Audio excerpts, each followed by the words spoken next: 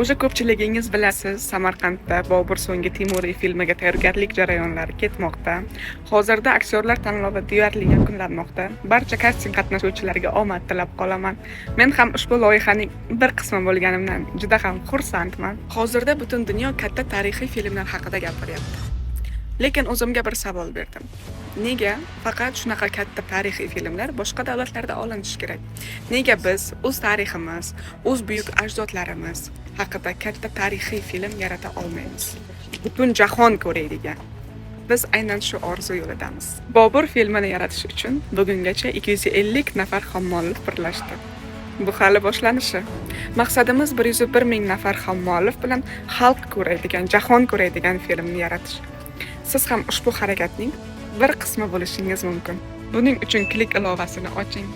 Qidiruv bo'lmaga Bobur filmi deb yozing, ismingizni kiriting va xohlagan miqdorda yurakdan chiqarib o'z hissangizni qo'shing.